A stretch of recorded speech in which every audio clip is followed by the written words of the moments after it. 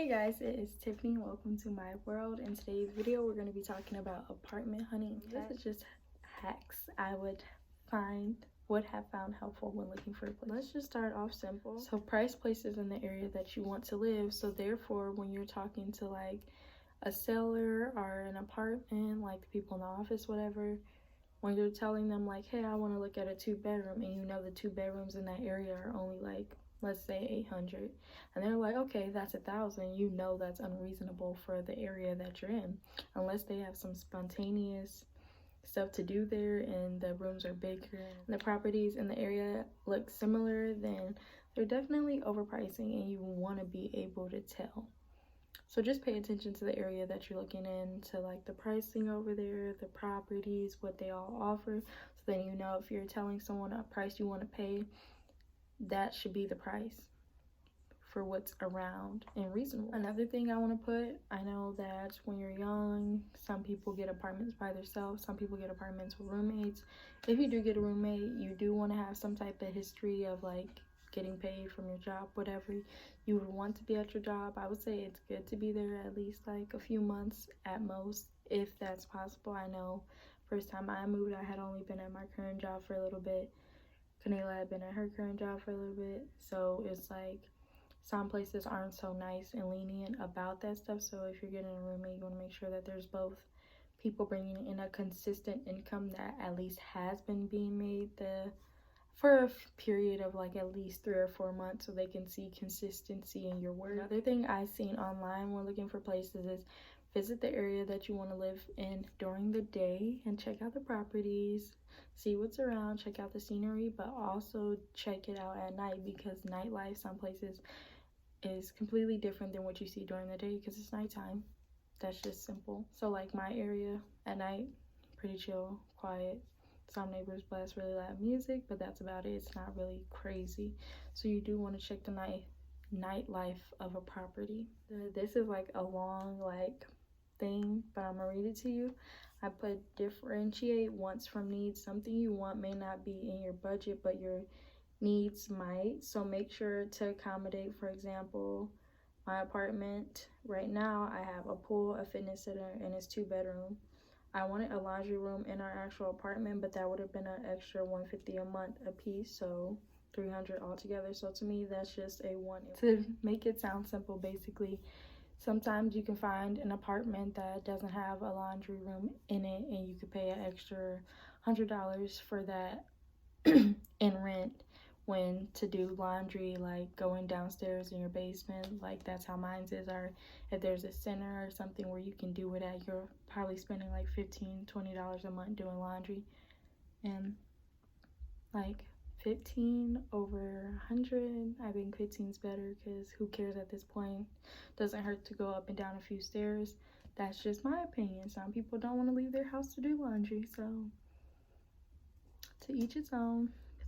Next thing I wrote down, when sitting down with realtors, always ask about renter specials and ask about the lease length. A lease length is important to know because some places will change the price of rent if you want to pay month to month, where people who rent for 1 year or even 18 months may have a difference of $100 to $50, maybe even more or less for the same size. Like your price of rent might be different versus the people who are living there for a year, and you already feel like, I don't like it like that, but you might have to pay that extra amount of money just to be there on a month-to-month basis, because most apartments want people who are there for a year paying the same amount, because they're making consistent money. If you leave in 2 months from now, they're already not getting that money back. So think about that. Next thing, when thinking of pricing for a place, always give them the lowest amount you want to spend and claim it as the highest you'd go for. So example, if you really want to spend $900 max, not that all apartments are that much, and the apartments you're looking at are $800 to $1,000 with accommodations, of course, tell them that you're looking only to spend $850. So anything else you consider is more of a budget stretch in their eyes. Like they have to sell you more for you to want to spend more. So don't go into a leasing office and saying, I only want to spend $900. Even though you only want to spend $900, tell them that you actually want to spend a little less. So then when you do look at the stuff that's closer to that 900 price range, it might be a little bit better or a little bit added on, if that makes sense. Because you want to spend as less as possible but still get what you want, if that makes sense. Like, I know some people are like, well, I'd rather spend more and get everything I want. If that's you, go ahead. It sounds like I'm teaching a math lesson or something, I don't know. Next tip, look into renter's insurance. Not very expensive. Like, mine is $9 a month, so you can literally pay $9 a month and have coverage of everything in your place if anything was to happen. The amount of coverage you choose for your item, like say I chose $25,000 for my coverage of my items, that would increase my pricing of what I pay a month. So think about that, and then think about how many people will be living in the place and how much the items you have are really worth. Because if you have like a bunch of stuff that's really expensive, you might feel like $25,000 is not going to cover all the stuff that you have in your place. So just think about that stuff. But look into renter's insurance, because then if you have renter's insurance and car insurance, they can bundle those together and you usually get like a better deal on the renters or on the car or both. My next tip is tour apartments to get a feel of what you want and also compare the pricing in different areas. So always shop around. I know there's stuff like me, it's important to live close to work, because work is like something you have to go to every day, so I feel it's important to live pretty close to it. But some people might not mind driving out a little further and having a little bit cheaper of a place, but then you gotta buy gas and all that stuff. So to me, that all ties in. So just compare the pricing in different areas and think about like, where do you have to go to on the daily? If not on the daily, like every day or a few times a week, because then you got to think about gas and bills and what's included. Next thing, read reviews, the good ones and the bad ones. The bad may say more about a place than the good ones, to be honest. Like, every time you like an apartment, there's always those reviews and you're just like, wow. Like, you don't want to see nothing about bed bugs in reviews. You don't want to see nothing about like rats, mice, or bad maintenance, or like the office doesn't pick up, stuff like that. Like, you really want to pay attention to, because if something goes out in your apartment, can you even trust these people to get to you?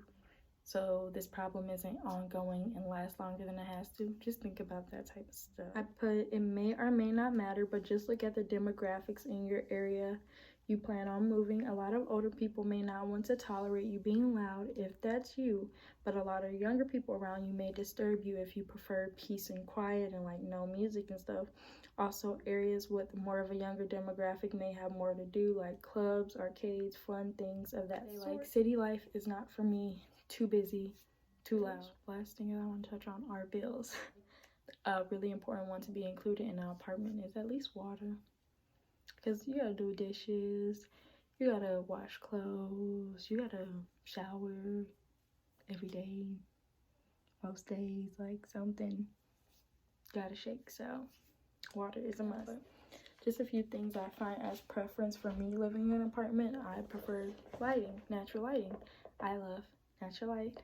I like filming. There's natural light right there, but I have a ring light right here. If you're looking for an apartment, like, you have to kind of have those wants like still in mind, even though thinking about what you need. Just have those wants in mind. Like, I know I want a big window, and if I look outside, it's not just be the next person's house. I want to see something when I look out my window. Or you might want an apartment near parks or stuff like that. Just think about your wants. Just don't neglect them because of what you need, but at least think about them, because most stuff you can meet in the middle or find a way to accommodate something. Those are all my apartment hunting tips for teens, adults, whoever is looking for an apartment. That's all. If you like this video, give it a thumbs up. Comment down below if you want to see more videos like this, like adulting. This video is long enough, so we'll talk later. Thank you guys for watching. Bye.